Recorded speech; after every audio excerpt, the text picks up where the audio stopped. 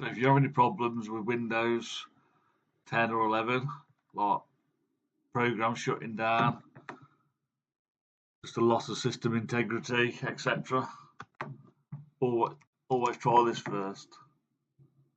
So run CMD as a command prompt, and then run the SFC commands. Scan now, it's going to run, and it's going to check verification. I'll shut the film off while it's doing it. So there you go. It has not found any integrity, so violations anyway. So I'll do mine all the time, so I know it's going to be good. But the second thing to do is DISM. Sorry, clean online, because it goes online and it checks your Windows installation against obviously the original at Microsoft. Clean up -image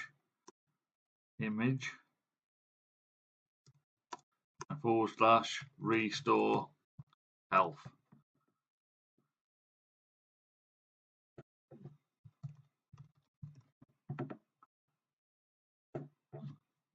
That's the deployment image servicing and management tool.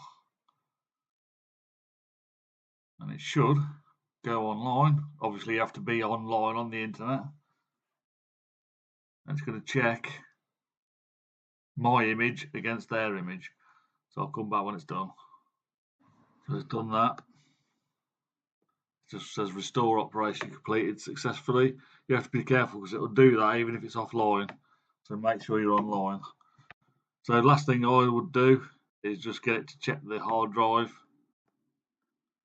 So check disk or CHKDSK /R/F. It's going to tell you that it can't do it on the current system because it's in use. So next time it restarts, it will do it for you. So just restart now, and it will go through all the file systems and check for bad sectors on your hard drive and a lot of other stuff.